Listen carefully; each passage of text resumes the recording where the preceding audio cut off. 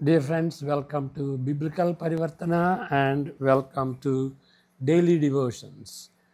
June 2కి సంబంధించినటువంటి వాక్య భాగం ద్వితీయోపదేశకాండం 6వ అధ్యాయం.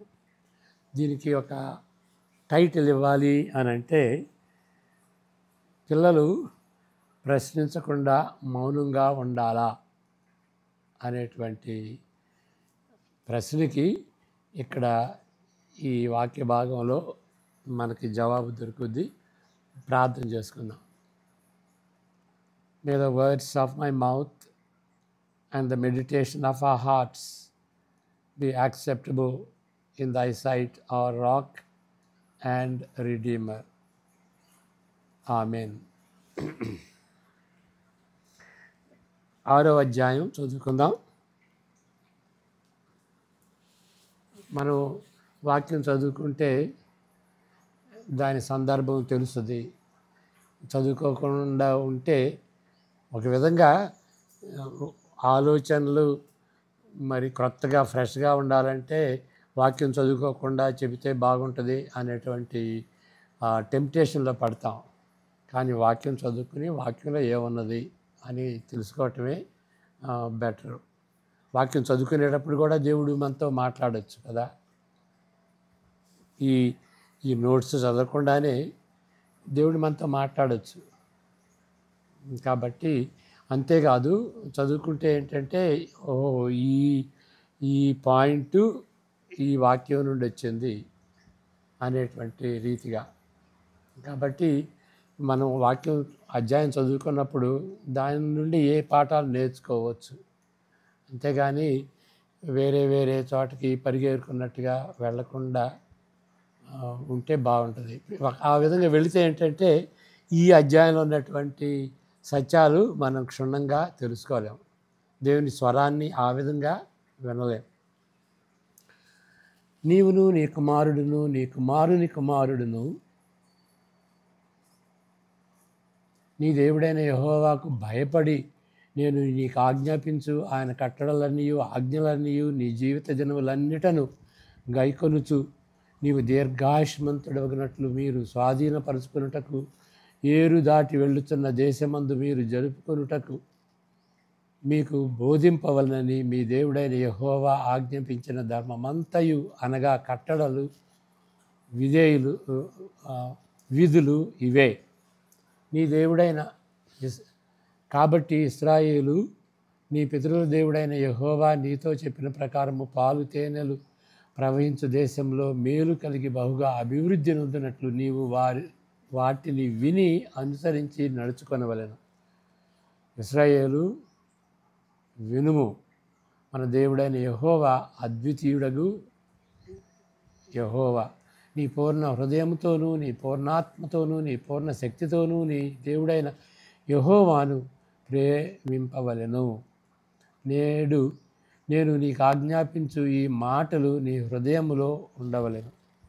నీవు నీ కుమారులకు వాటిని అభ్యసింపజేసి నీ ఇంట కూర్చుండినప్పుడు, త్రోవను నడుచునప్పుడును, పండుకొనున్నప్పుడును, లేచునప్పుడును వాటిని గురించి మాట్లాడవలెను.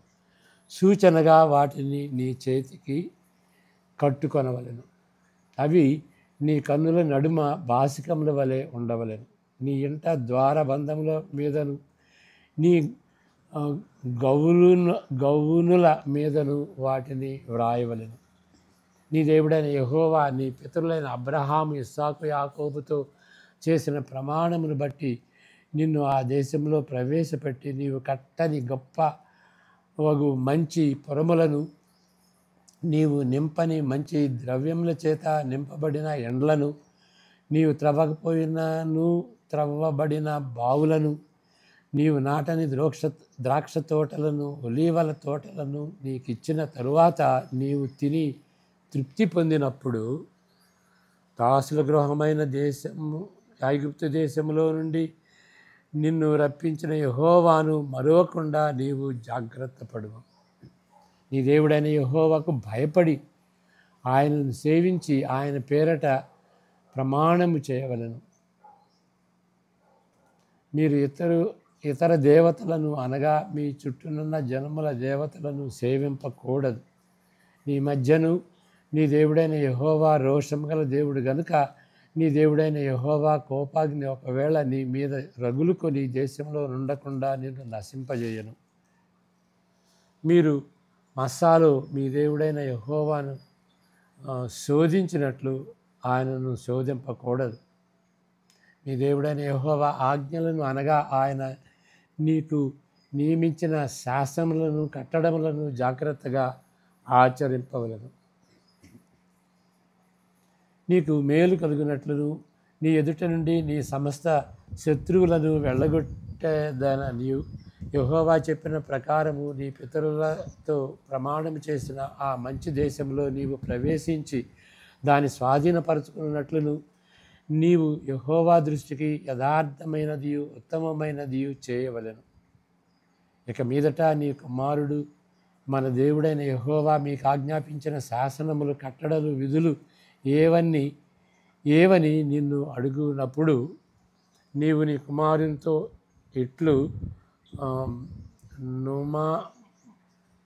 మనసు ఇట్లనుము, మనము ఐగుప్తులో ఫరోకు దాసులమై ఉండగా యెహోవా బాహుబలం చేత ఐగుప్తులో నుండి మనలను రప్పించెను.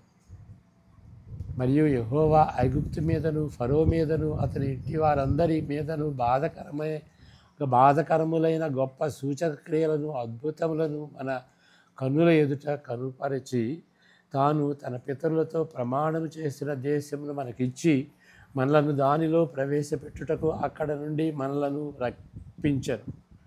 మనకు నిత్యము మేలు కలుగుటక యెహోవా నేటి వలన మనలను బ్రతికించున్నట్లు మన దేవుడైన యెహోవాకు భయపడి ఈ కట్టడలన్నిటినీ గైకొనవలెనని మనకు ఆజ్ఞాపించెను. మన దేవుడైన యెహోవా మనకు ఆజ్ఞాపించినట్లు ఆయన సన్నిధిని ఈ సమస్తమైన ఆజ్ఞలను అనుసరించి మనము నడుచుకున్నప్పుడు మనకు నీతి కలుగును. ఇక్కడ నోట్స్ చదువుకుందాం. అవసరమైన చోట నేను కామెంట్ చేస్తాను. బైబిల్ సత్యాలను తరువాత తరము వారికి అందజేయవలసిన ప్రాముఖ్యత ఇతర వాక్య భాగములో మనకు తటస్థపడుతుంది. ద్వితీయోపదేశకాండం 6వ అధ్యాయంలో మనం చదివినటువంటి 6వ అధ్యాయంలో ఈ అంశము కేంద్రంగా ఉంటుంది. అంతకుముందు తటస్థపడుతుంది. ఈ అధ్యాయం అయితే దాని అంశంగా చేసుకుని దాన్ని కేంద్రంగా పెట్టుకుని మనకి ఆ యొక్క ఆలోచనను అందిస్తుంది. తాజాగా చెప్పబడిన విశేషమైన సంగతులలో కొన్నింటిపై ధ్యానిద్దాం. మొదటిది అంటే నెక్స్ట్ తరం, మన తరం వాళ్ళకి బైబిల్ యొక్క సత్యాలు అందజేయాలి అనేటువంటి అంశం. ఎట్లా చేయాలి అనేటువంటి విషయం. మొదటిది, నిబంధన చేసుకున్న దేవుని ఎడల భయభక్తులు కలిగి ఉండవలని ప్రాచీన ఇశ్రాయేలీయులు తరువాత తరమునకు బోధింపవలెను. భయభక్తులు కలిగి ఉండాలి, భయం కలిగి ఉండాలి. నీవును నీ కుమారుడును నీ కుమారుడును నీ దేవుడైన యెహోవాకు భయపడి నేను నీకు ఆజ్ఞాపించు కట్టడలన్నీయు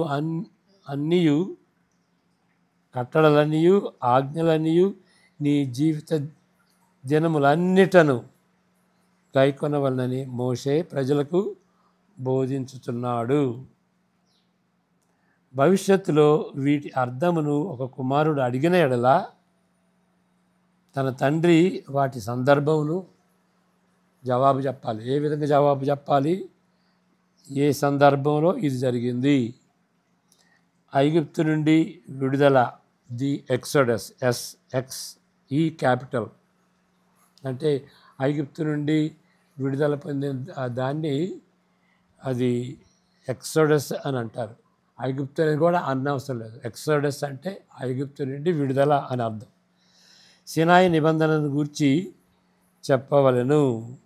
మనకు నిత్యము మేలు కలుగుటకై యెహోవా నేటి వలె మనల్ని బ్రతికించున్నట్లు మన దేవుడైన యెహోవాకు భయపడి యెహోవాకు భయపడి ఈ కట్టడలన్నిటినీ గైకొనవలనని మనకు ఆజ్ఞాపించాను. భయపడి. మనం కూడా ఈ ప్రశ్న అడుక్కోవాలి. ఏంటి? ప్రభు ఎడల భయభక్తులు కలిగినట్లు మన పిల్లలకు బోధించుటకు ఏ బాధ్యతలు తీసుకొనాలి? అది ఆ డీటెయిల్గా ఏ విధంగా మనం మన పిల్లలకి చెప్పి వాళ్ళు కూడా దేవుని ఎడల భయభక్తులు కలిగేటట్టుగా ఏ విధంగా చేయాలి? భయం అంటే ఏంటి? ఏ భయం? ఇతరులను బాధ పెట్టే దుర్మార్గతను బట్టి కొంతమంది ఇతరులను బాధ పెట్టడం వాళ్ళకి ఇష్టం. కాబట్టి వాళ్ళంటే మనం బెదిరిపోతాం, కృంగిపోతాం, బీభత్సమైపోద్ది మన పరిస్థితి. అలాంటి భయం కాదు. మరి ఎలాంటి భయం? దేవుడు ఎలాంటి వాడు? దేవుడి గురించి తెలుసుకోవాలి ముందు. పాపంతో చెలగాటమాడడని, పరిపూర్ణమైన నీతిమంతుడని, దేవుని ఎడల దృఢమైన నమ్మికతో కూడినటువంటి భయం. మరలా చదువుతాను. రాంగ్ భయం ఉంది, రైట్ భయం ఉంది. రాంగ్ భయం ఏంటంటే ఆయన నుండి దూరం తీసుకెళ్ళేటువంటి భయం. బెదిరిపోయి పారిపోతాం.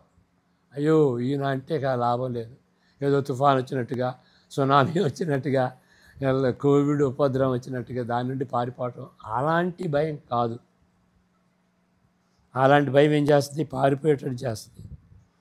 అంటే వాళ్ళు పెట్టేటువంటి దుర్మార్గతను బట్టి వాళ్ళ ఆశే, వాళ్ళ ఉద్దేశమే మనకి మనకి నష్టం చేయాలని బెదిరిపోయేటువంటి అలాంటి పరిస్థితి. కృంగిపోతాం. అలాంటి భయం కాదు. దేవుడు అంటే కృంగిపోవడం అవసరం లేదు, దేవుడి నుండి బెదిరిపోవడం అవసరం లేదు. కానీ సరైన భయం ఉండాలి. ఏంటి? దేవుడు పాపంతో చెలగాటమాడడు కాబట్టి పాపం చేస్తుంటే చేయకూడదు. ఆ భయాన్ని బట్టి పాపం చేయకూడదు. పరిపూర్ణమైన నీతిమంతుడిగా ఆయన ఉంటాడు కాబట్టి అవినీతి దానికి జోలికి వెళ్ళకూడదు. అలాంటి భయం. ఆ విధంగా చేస్తే దేవుని అవమానపరచటం, దేవునికి కోపం వస్తుంది అనేటువంటి ఉద్దేశాన్ని మన దృష్టిలో పెట్టుకుని మెలిగేటువంటి భయం అన్నమాట. దేవుని ఎడల దృఢమైన నమ్మకం. దేవుడు నీతిమంతుడు, పాపంతో చెలగాట ఆడాడు అనేటువంటి దేవుడు అని ఆయన ఎడల దృఢమైన నమ్మకం, ఫర్మ్ ఫెయిత్ ఉండాలి. దాంతో కూడినటువంటి భయం. అలాంటి భయాన్ని మనం మన పిల్లలకి అందజేయాలి. రెండవ విషయం, తరువాత తరం వారికి వీటిని, దేవుని యొక్క కట్టడలను, నియమాలను, వాటిని ఎడతెగక బోధించాలి అని మోషే నొక్కి చెప్తున్నాడు. ఎడతెగక, కాన్స్టెంట్లీ. ఒకసారి చెప్పాను కదా అని అంటాం కాదు. ఎడతెగక, వీలున్నప్పుడల్లా. మోషే అందిస్తున్న ఆజ్ఞలు వారి హృదయంలో హత్తుకొని ఉండాలి. ముఖ్యంగా మన హృదయంలో ఉండాలి. 6వ వచనం మరలా చదువుకుందాం. 6:6 నేడు నేను నీకు ఆజ్ఞాపించు ఈ మాటలు నీ హృదయములో ఉండవలెను. హృదయంలో ఉంటే బయటకు వస్తాయి. ఎప్పుడన్నా ఏదో విధంగా బయటకు వస్తాయి. ఇప్పుడు కుండలో ఏ నీళ్ళు ఉంటే ఆ నీళ్ళు బయటకు వస్తాయి. ఓకే, చెరుకు రసం ఉంటే, అది చల్లది తాగే మజ్జిగ ఉంటే అదే బయటకు వస్తుంది కదా.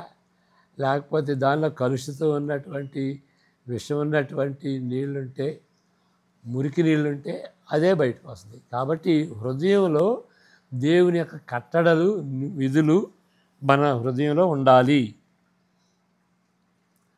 ఇప్పుడు మన భాషలో ఏమంటామంటే మనం మనస్సులో ఉంచుకోవాలి అని. మనస్సు అని దేన్ని మనం అనుకుంటామో హెబ్రీయులు దాన్ని హృదయం అని అంటారు. ఓకే, కాబట్టి మన మనసులో ఏముంటే అది వస్తుంది. వీటితో హృదయము నిండి ఉన్నప్పుడు ఇక తర్వాత ఏం చెప్పాడు? నీవు నీ కుమారులకు వాటిని అభ్యసింపజేసి, ముందు హృదయంలో ఉండాలి, తర్వాత ఇది చెప్పాలి. అభ్యసింపజేసి నీ ఇంట కూర్చుండునప్పుడును, త్రోవను నడుచున్నప్పుడు, పండుకున్నప్పుడు, లేచినప్పుడును వాటిని గూర్చి మాట్లాడాలి. హృదయంలో ఇది లేకపోతే ఇవి మాట్లాడవు. 7వ వచనంలో చదివాం మనము కూడా ప్రశ్నించుకోవాలి. వాళ్ళకి చెప్పి మోషే వాళ్ళకి చెప్పినటువంటి దాన్ని మనం ఏ విధంగా అన్వయించుకోవాలి? ఎంత తరచుగా మన పిల్లలకు లేఖనాల్ని, బైబిల్ని బోధిస్తుంటున్నాం? దాని కాంటెంట్ ఏమున్నది, దానిలో అధ్యాయంలో ఏమున్నది, ఆ పారాగ్రాఫ్లో ఏమున్నది అని ఉన్నటువంటి ఆ యొక్క ఆ బోధనని, ఆ యొక్క కంటెంట్ని, ఆ సారాంశాన్ని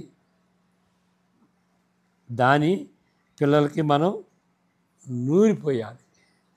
నూరిపోయటం. ఆ మాట మామూలుగా వాడరేమో.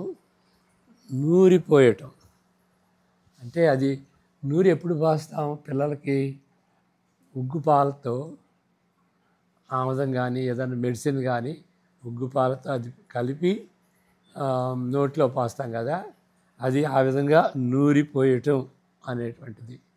అది అపోస్తలుడైన పౌలు 2వ పత్రికలో తిమోతికి రాస్తూ, అయ్యా నీ అమ్మమ్మ, మీ అమ్మ వాళ్ళందరూ నిన్ను ఏ విధంగా పెంచారు? ఉగ్గుపాలతో పెంచారు. వాక్యాన్ని చిన్నప్పటి నుండే నీకు ఉగ్గుపాలతో ఏ విధంగా నిన్ను పిల్లల్ని పెంచుతారో ఆ విధంగా వాక్యంతో చిన్నప్పటి నుండే నిన్ను పెంచారు. దాన్ని మరవద్దు. అలాంటి హెరిటేజ్ ఉంది నీకు అని చెబుతాడు. క్రైస్తవులకి, మనకు కూడాను పిల్లలకి ఆ విధంగా అంతగా తెలియకపోవచ్చు, వాళ్ళు కంఠస్థం చేయొచ్చు. చిన్నపిల్లలకి మంచి జ్ఞాపక శక్తి ఎక్కువ ఉంటుంది. కీర్తనలు వాళ్ళు పఠించవచ్చు, వాళ్ళు కంఠస్థం చేయొచ్చు అన్నమాట. తర్వాత అయినా అర్థం తెలుసుకుంటారు ఎంతవరకు వీలైతే. అంటే కంఠస్థం చేయటమనే కాదు, దానిలో ఉన్నటువంటి ఆ కాంటెంట్ తెలియాలి. కంఠస్థం చేసిన తర్వాత అరే నువ్వేం చెప్పావు, నువ్వు ఏది కంఠస్థం చేసావో దాని అర్థం ఇది అని అర్థపూరితమైనటువంటి రీతిగా కంఠస్థం చేస్తే ఇంకా బాగుంటుంది. అంతేగాని ముక్కు మీద పెట్టుకుంటే నువ్వు చెప్పావు కానీ దానిలో అర్థం తెలియకపోతే లాభమే ఉంది. కాబట్టి నోటితో చదివిన దాన్ని మనసులో ఉంచుకునేటటువంటి రీతిగా అర్థం చేసుకోవాలి. ఓకే, అప్పుడు దాని కాంటెంట్ మర్చిపోరు. వాక్యం తెలుసుకుంటారు, వాక్యాన్ని కంఠస్థం చేస్తారు, దాని యొక్క అర్థం కూడా తెలుసుకుంటారు అన్నమాట. ఆ విధంగా ప్రాచీన ఇశ్రాయేలు పిల్లలు సామాన్యంగా వారి వృత్తికి చెందిన నేర్పరితనాన్ని వారి తండ్రుల యొద్ద లెక్కలేనన్ని గంటలు గడుపుచూ నేర్చుకుంటారు. ఇప్పుడు వ్యవసాయదారుడు వ్యవసాయం నేర్పిస్తాడు పిల్లలకి, వడ్రంగితనం నేర్పిస్తాడు. మరి ఇప్పుడు యేసు ప్రభువుని ఏమంటారు? సన్ ఆఫ్ ద కార్పెంటర్ అని ఉంది. తర్వాత మరి ఆయన జోసెఫ్ చనిపోయాడు అనుకుంటాను. ఎందువల్లంటే తర్వాత ఇక ఆయన ప్రస్తావన లేదు, కనిపించలా. అంతేకాదు యేసు ప్రభు సన్ ఆఫ్ ద కార్పెంటర్ అని ముందు చెప్పి హూ ఈజ్ ఈ కార్పెంటర్ అని అన్నాడు. Okay, son of the carpenter, తర్వాత కార్పెంటర్ అయ్యాడు. అది ఎక్కడ నేర్చుకున్నాడు? తండ్రి దగ్గర నేర్చుకున్నాడు. ఆ విధంగా ఆ దినాల్లో తండ్రి యొక్క వృత్తి కుమారులకి అబ్బుద్ది. ఎందువల్లంటే నేర్పుతారు, చిన్నప్పటి నుండే నేర్పుతారు. ఇప్పుడు నాకు మా డాడీ నేర్పింది ఏంటంటే ఇటుకలు చేయటం. కూచిపూడి వారి ఇటుకలు అని అంటే చాలా ప్రసిద్ధి అన్నమాట. 50 ఇయర్స్ అట్లా చేశాడు. దాని మా మా బ్రదర్స్, సిస్టర్ కాదనుకోండి, సిస్టర్ చిన్నప్పుడే పెండ్లై వెళ్ళిపోయింది. బ్రదర్స్ అందరికీ తెలుసు ఎట్లా ఇటుకలు చేయాలి, గట్టి ఇటుకలు చేయాలో మాకు అందరికీ తెలుసు. ఆ విధంగా మరి గ్రామాల్లో మరి అగ్రికల్చరల్ కాంటెక్స్లో ఉన్నటువంటి వాళ్ళు, మరి వ్యాపారస్తులు కానీ తల్లిదండ్రుల దగ్గర పిల్లలు ఆ విధంగా వాళ్ళ యొక్క వృత్తిని నేర్చుకుంటారు. ఈ దినాల్లో మరి మనం చెదిరిపోయి సిటీస్కి వెళ్ళటం, వేరే దేశకి వెళ్ళటం, ఇక కంప్యూటర్ నేర్చుకోవటం, ఇక అక్కడ ఉన్నటువంటి మనకి ఏది అనువుగా ఉంటే అది నేర్చుకోవటం, అది జరుగుద్ది. కానీ బ్యాక్గ్రౌండ్ దీనికి ఏంటి అంటే ఇశ్రాయేలు పిల్లలు సామాన్యంగా వారి వృత్తికి చెందిన నేర్పరితనాన్ని వారి తల్లిదండ్రుల దగ్గర చాలా కాలం ఉండి నేర్చుకుంటారు. కాబట్టి అవకాశం దొరుకుద్ది వాళ్ళకి. కాబట్టి ధర్మశాస్త్రం ఆశీర్వాదం, ఆ ఆశీర్వాదాలని వాళ్ళకి అందజేస్తారు. ఏదో ఇది కఠినంగా ఉన్నది, కంఠస్థం చేయాలి అని మరి మెడిసిన్ పోసినట్టుగా అరే నువ్వు కంఠస్థం చేయాలి అనటం కాదు. ఇది ఆశీర్వాద వచనాలు. చాలా తప్పుడు అలవాట్లకి వాళ్ళు లొంగకుండా ఉండేటువంటి ఆశీర్వాద వచనాలు దేవుని యొక్క విధులు. ఒక కంచెగా ఉంటుందన్నమాట. పొలానికి కంచెగా ఉంటే మరి ఎడ్లు, మేకలు, గేదెలు వచ్చి లోపలికి వచ్చి తినవు. అలాంటి కట్టడలు, అలాంటి ఫెన్సెస్ అన్నమాట దేవుని యొక్క వాక్యం. లేకపోతే మన జీవితం పాడైపోయింది. కాబట్టి ఇది ఆశీర్వాదం. దేవుని యొక్క వాక్యం ఆశీర్వాదంగా ఎంచుకోవాలి. అది చేయకూడదు, ఇది చేయకూడదు అనేటువంటి రూల్స్, రెగ్యులేషన్స్ అవి మందుల్లాగా ఉండేటట్టుగా మనం తలంచకూడదు. అలాంటి ఆశీర్వాదాలని అందించాలి. ఆ అందించే అవకాశం ఎంతో యూదులైనటువంటి తల్లిదండ్రులకి ఉంటుంది. మరి మన సంగతి ఏంటి? మనం చెదిరిపోయాం, మన కుటుంబాలు చెదిరిపోయినటువంటి సంస్కృతి. కాబట్టి మనం ఏం చేయాలి? ఆ అవకాశాలు కల్పించుకోవాలి, అవకాశాలు సృష్టించుకోవాలి. ఓకే. మూడో విషయం, అన్నిటికంటే ఇది ప్రాముఖ్యమైనది ఏంటి అని అంటే దేవుని యెడల నమ్మకంలో పెద్దల తరము తూచా తప్పకుండా మాదిరిగా ఉండాలి. ఒక మిషనరీ చెప్పింది ఏంటంటే ఈ విషయం చెబుతూ బర్త్డే జరుగుతూ ఉంటే ఆ పాస్టర్ గారిని, ఆ మిషనరీస్ని ఇన్వైట్ చేశారు. ఆయన ఒక మాట వాడాడు, children are not taught but they are caught. అంటే మనం మాదిరిగా జీవితం జీవిస్తూ ఉంటే వాళ్ళు they will catch things. Caught okay, they will catch things. వాళ్ళు పట్టుకుంటారు, దాన్ని చూసి పట్టుకుంటారు. కాబట్టి మనం చెప్పాలి. కానీ అన్నిటికంటే ముఖ్యం ఏంటంటే మనం చెప్పేదాన్ని మనం మాదిరిగా మన ప్రవర్తనలో, మన జీవితంలో అది చూస్తే వాళ్ళు వింటారు, వాళ్ళు చూస్తారు. ఆ విధంగా దే విల్ క్యాచ్. ఆ మాదిరి స్థిరంగా ఉండాలి. ఆ మాదిరి ఎట్లా ఉండాలి? ఒక్కొక్కసారి అట్లా, ఒకసారి ఇట్లా. ఒకసారి అబద్ధం చెప్పవద్దు అంటాం, మనం అబద్ధం చెబుతాం. కొన్నిసార్లు నిజం చెబుతాం, వాళ్ళ పిల్లలకేమో నిజం చెప్పమంటాం. మరి మనం స్థిరంగా లేం కదా. కొన్నిసార్లు అబద్ధం ఆడతాం వాళ్ళ ముందే. అరే డాడీ లేడని చెప్పు అని అంటాం. డాడీ ఉన్నాడు. కాబట్టి మనం ఇచ్చేటువంటి ఇన్స్ట్రక్షన్లో, మనం ఇచ్చేటువంటి మోడల్లో, మన లైఫ్ స్టైల్లో స్థిరత్వం ఉండదు. ఇటు అటుగా ఉంటుంది, కదిలిపోయేటువంటి రీతిగా ఉంటుంది. అలాంటిది పనికిరాదు. మన పిల్లల్ని పెంచడానికి అలాంటిది పనికిరాదు. స్థిరంగా ఉండే మాదిరి ఉండాలి జీవితంలో. ఇవి అప్పుడు ఉంటే ఏమవుతుందంటే ఇవన్నీ కూడాను మన జీవితంలో ఉంటుంది. అంటే ఏ విధంగా మాదిరికరంగా ఉండాలి అనే దానికి వివరణ అన్నమాట. స్థిరంగా ఉండాలి. ఆ విధంగా స్థిరంగా ఉంటే ఏమవుతుందంటే ఇక వీటికి మనం పాల్పడం. విగ్రహారాధన పూర్తిగా తిరస్కరిస్తాం. నిబంధన షరతులకు విధేయత చూపించుతాం. దేవుడైన యెహోవా నామమును సన్మానిస్తాం. యెహోవా దృష్టిలో యథార్థంగా ఉత్తమమైనదిగా అలాంటి జీవితం జీవిస్తాం. 19వ వచనం మరలా చదువుకుందాం.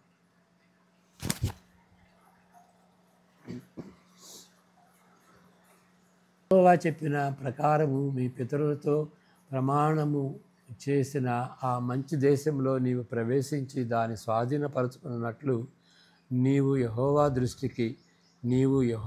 దృష్టికి యథార్థమైనది ఉత్తమమైనది చేయవలెను. అది ఆ విధంగా మన మాదిరి స్థిరంగా ఉన్నప్పుడు ఇవన్నీ కూడా ఇన్క్లూడ్ అయిపోతాయి. ఓకే, దేవుడు కేంద్రంగా ఉన్నటువంటి జీవితమును మన పిల్లలు అలవరుచుకున్నటకు మన జీవన తీరు ఎంతగా ప్రోత్సాహపడుతుంది అని మన జీవితాలకి అన్వయించుకోవాలి. మన జీవన తీరు ఏ విధంగా ప్రోత్సహిస్తుంది? మన పిల్లల జీవితాల్లో దేవుడు కేంద్రంగా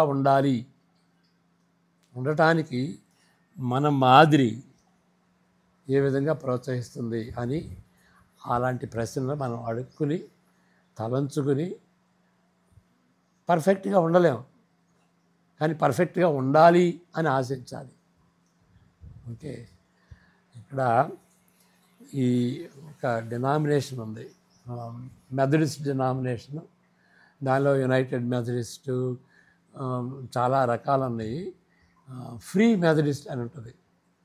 వాళ్ళు దీన్ని బాగా పట్టుకుంటారు. ఏంటంటే we want to be perfect. చిన్న తలంపులో కానీ, మాటల్లో కానీ, క్రియల్లో కానీ, ప్రతిక్రియల్లో కానీ వాళ్ళు ఏ తప్పు చేయకుండా ఉండాలని వాళ్ళు ఆశిస్తారు. అంతవరకు బాగానే ఉంది, కానీ ఆ విధంగా ఉండగలము, పర్ఫెక్ట్గా ఉండగలము అనేటువంటిది దాని ఎంటైర్ సాంక్టిఫికేషన్ అంటారు. That is wrong. పరలోకంలోనే మనం ఎంటైర్గా పరిశుద్ధంగా ఉండగలం. ఎంతవరకు ట్రై చేసినా కానీ ఉండలేము. ఒక అతను అంటే ప్రొఫెసర్ ఆ ఎంటైర్ సాంక్టిఫికేషన్ గురించి ఆయన టీచ్ చేస్తాడు ఆ సెమినారీలో. నేను అడిగాను, మరి ఇప్పుడు మీరు ఎంటైర్ సాంక్టిఫికేషన్ అవుతారండి, పరిశుద్ధంగా కంప్లీట్ అవుతారండి, మీరు ఇవాళ అవుతారనుకోండి, మరి రేపటి నుండి ఏం చేస్తారండి? మీరు పర్ఫెక్ట్ అయిపోయారు కదా.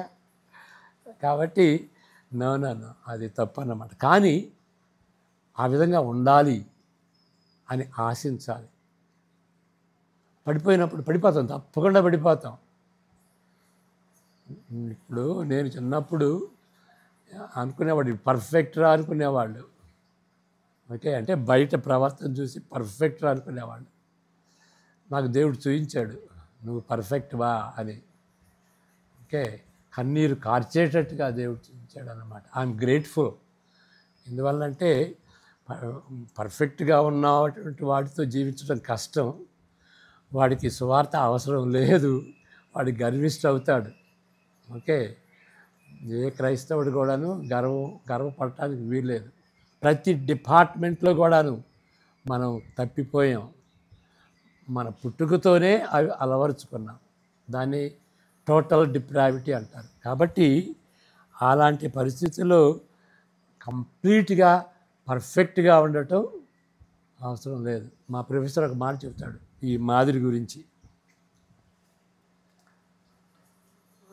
ఆయన 2-3 సార్లు ఆ క్లాసులో చెప్పింది ఏంటి అని అంటే, we are not suppose to be models of perfection, but we are suppose to be models of redemption. విమోచన విషయంలో మనం మాదిరిగా ఉండాలి. పర్ఫెక్షన్ విషయంలో మాదిరిగా ఉండలేము. దేవుడు ఉండాలని కూడా కోరడు. ధర్మశాస్త్రం అయితే ఇచ్చాడు, ఆ విధంగా చేస్తే మీరు జీవిస్తారు అని ఉన్నది. కానీ నిత్య జీవం పొందలేరని తెలపటం కోసమని దేవుడు ధర్మశాస్త్రాన్ని ఇచ్చాడు. In order that we might know that we are sinners, God has given us His word. So when we disobey His word, then we know that we are disobedient people. తిరుగుబాటు చేసే పాపం అంటే తిరుగుబాటు చేయటం దేవునికి అని తెలియటం కోసమని ధర్మశాస్త్రాన్ని దేవుడిచ్చాడు. అంతకుముందు కూడా పాపం ఉంది, తర్వాత పాపం ఉంది. కానీ పాపానికి డెఫినేషన్ ఏంటి? దేవుని యొక్క మాటని ధిక్కరించినటువంటి వాళ్ళు, అంటే దేవునికి తిరుగుబాటు చేసినటువంటి వాళ్ళు. కాబట్టి అవన్నీ కూడా నీకు ఎక్స్క్యూజ్ కాదు. పాపంలో పడిపోయినప్పుడు పశ్చాత్తాపడాలి. There is no other go. పశ్చాత్తాపడాలి. అయ్యా నన్ను క్షమించు, యేసుప్రభు యొక్క ఆ సిలువను బట్టి నన్ను క్షమించు, పరిశుద్ధాత్మను బట్టి ఆ విధంగా శోధనలో పాపంలో పడకుండా సహాయం చేయి అని పరిశుద్ధ జీవితంలో ఆ విధంగా ఎదగాలి. అది అంతేగాని ఎప్పుడు కూడా మనం పర్ఫెక్ట్గా ఉండలేము. ఈ విధంగా పశ్చాత్తాపడటం, దేవుని యేసుప్రభు యొక్క రక్తాన్ని బట్టి మన జీవితాన్ని కడుక్కోవటం, శుద్ధి చేసుకోవటం, మరలా పరిశుద్ధాత్మ చెప్పినటువంటి రీతిగా, వాక్యం చెప్పినటువంటి రీతిగా, పరిశుద్ధాత్మ వాక్యం ఎప్పుడు కలిసి ఉంటుంది. ఆ విధంగా జీవించడానికి శక్తిని అడగటం. ఓకే, నేను ఒక మాట అన్నాను, మీరు గమనించారే లేదు? యేసుప్రభు యొక్క రక్తాన్ని బట్టి అని అన్నాను. రక్తంలో కడుక్కోవటం అని అనలేదు. ఎందుకంటే రక్తంలో కడుక్కోవటం అంటే అది ఒక వేరే విధంగా అర్థమవుతుంది, అది ఎక్స్టర్నల్గా అర్థమవుతుంది. మన బాధ్యత ఉంది. ఆ యొక్క రక్తాన్ని బట్టి మనం పాపులం అని గ్రహించుకుని మనం ఒప్పుకోవాలన్నమాట. వాటి హృదయం లేకుండా పశ్చాత్తాపం అనేది ఉండదు. ఏదో ఒప్పుకోవటానికి బుక్ చూసి ఒప్పుకోవటం నా ఓ చల్తానాయి. ఓకే, కాబట్టి మాదిరికరమైనటువంటి జీవితం, మనస్పూర్వకంగా హృదయపూర్వకంగా పశ్చాత్తాపడి పాపం చేయకూడదని ఆశించి దేవుని యొక్క శక్తిని, బలాన్ని కోరుకోవాలి, హృదయపూర్వకంగా కోరుకోవాలి. ఆ విధంగా మనం పరిశుద్ధతలో ఎదగాలి. అలాంటి మాదిరికరమైనటువంటి జీవితం జీవిస్తే, యథార్థంగా జీవిస్తే, మస్కా కొట్టకుండా, మన పిల్లల ముందు మస్కా కొట్టకుండా జీవిస్తే, అప్పుడు మన పిల్లలు ఏమవుతారు? దేవుడు కేంద్రంగా వాళ్ళ జీవితాలు ఉంటాయి. ఓకే, లేకపోతే ముఖ్యంగా సేవకుల యొక్క పిల్లలు దే హేట్ పరిచర్య. ఎందువల్లంటే మనం 2 రకాలుగా జీవిస్తాం. ఓకే, యథార్థంగా, మాదిరికరంగా, పర్ఫెక్ట్ కాదు, మాదిరికరంగా, మరి రక్షింపబడినటువంటి వారంగా, విమోచనలో ఎదిగేటువంటి వారంగా మనం జీవిస్తే అప్పుడు మన పిల్లలను మనం పోగొట్టుకోం. 4వ విషయం, మన పిల్లలు అడిగే ప్రశ్నల్ని లెక్క చేయాలి. మౌనంగా ఉండరా, నువ్వు గమ్మును నోరు మూసుకో, నోటి మీద వేలేసుకో, ఎప్పుడు ప్రశ్నలు వేస్తావు అని వాళ్ళని గద్దిస్తాం. ఓకే, మన పిల్లలు అడిగే ప్రశ్నలను లెక్క చేసే వారంగా ఉండాలి.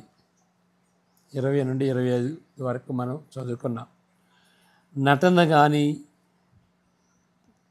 తృణీకరించటం కానీ పనికిరాదు. డోంట్ బ్లఫ్ అని అంటాడు. డోంట్ బ్లఫ్ అంటే తెలియని దాన్ని తెలిసినట్టుగా నటిస్తూ నువ్వు నోరు మూసుకోరా నేను చెప్పను అన్నట్లుగా ఉండకూడదు. అది బ్లఫింగ్ అంటారు. తృణీకరించకూడదు. అంటే వాళ్ళు ఏంటి నువ్వు ఎప్పుడు ప్రశ్నలు వేస్తావు అని వాళ్ళని తృణీకరించకూడదు. వారి ప్రశ్నలకు జవాబు చెప్పాలి. తెలియకపోతే ఏం చేయాలి? వాటిని మనం నేర్చుకోవాలి, లేదా తెలిసిన వాళ్ళని వాళ్ళ దగ్గరికి పంపించాలి, లేకపోతే వాళ్ళ దగ్గరికి మనం వెళ్ళి తెలుసుకోవాలి. మన పిల్లలు లేవదీసే ప్రశ్నలు ప్రశస్తమైనవిగా ఎంచి వాటికి జవాబునిచ్చే సదవకాశాన్ని పోగొట్టుకున్నామా అని మనం తలంచాలి. మన చిన్నప్పుడు వాళ్ళు ప్రశ్నలు వేస్తారు, ఇంక్విజిటివ్ మైండ్ ఉంటుంది వాళ్ళకి. అది మంచి అవకాశంగా వాళ్ళకి ఎడ్యుకేషన్ సరైనటువంటి విలువలు ఇచ్చేటువంటి అవకాశంగా మనం తలంచాలి. అప్పుడు మనం నేర్చుకోవాలి. ఇప్పుడు మా అల్లుడు చైనీస్, ఆయన ఆ పిల్లల్ని చక్కగా పెంచుతూ మరి వాళ్ళు వేసేటువంటి ప్రశ్నలకు చక్కగా సావధానంగా జవాబు చెప్తాడు. ఆ విధంగా చెప్పడానికి ఆయన బాగా చదువుతాడు. కనీసం రోజుకి ఒక పుస్తకం, పెద్ద పుస్తకం అయితే 2-3 రోజుల్లో ఆ విధంగా లైబ్రరీకి వెళ్ళి చాలా పుస్తకాలు చదువుతాడు. కాబట్టి పిల్లలు అడిగేటువంటి ప్రశ్నలకి జవాబు చెప్పగలుగుతాడు అన్నమాట. ఆ విధంగా వాళ్ళు ఏదో జస్ట్ కంఠస్థం చేసి వాళ్ళు పైకి వచ్చేటువంటి వాళ్ళు కాదు. కాబట్టి వాళ్ళు చదువులో కూడాను పైకి రావడానికి కారణం అది. బైబిల్లో కూడాను బైబిల్ అర్థం చేసుకుని వాళ్ళు పైకి రావడానికి అది కారణమైందన్నమాట. అందరూ అదే విధంగా ఉండవసరం లేదు, కానీ మనం తెలిసినంత వరకు మనం మన పిల్లలకి జవాబు ఇవ్వాలి, తెలుసుకోవాలి. మరి ఈ దినాల్లో మనకంటే మన పిల్లలకి ఎక్కువ తెలుసు. అయినా కానీ పర్లేదు, నాకు తెలియదు బాబు, అతనికి తెలుసు అని ఆ విధంగా తెలిసినటువంటి వాళ్ళ దగ్గరికి మన పిల్లల్ని పంపించాలి. ఈ విధంగా మన నెక్స్ట్ తరం వాళ్ళకి దేవుని యొక్క సందేశాన్ని, దేవుని యొక్క బైబుల్ వరల్డ్ వ్యూని మనం అందచేయాలి. ఏదో ఒక మాటలే కాదు, కొన్ని అంశాలే కాదు, బైబిల్ చెబుతున్నటువంటి ఆ వరల్డ్ వ్యూ, ఆ బైబిల్ ఫిలాసఫీని మన తరం వాళ్ళకి అందచేయాలని కనీసం మనం ఆశించాలి. ప్రార్థన చేసుకుందాం.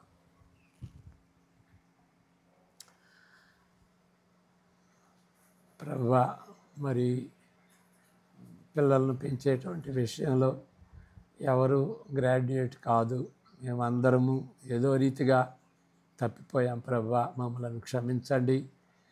వారు అడిగే ప్రశ్నలకు సరైనటువంటి జవాబులు ఇవ్వలేకపోయాం, మమ్మల్ని క్షమించండి ప్రభువా.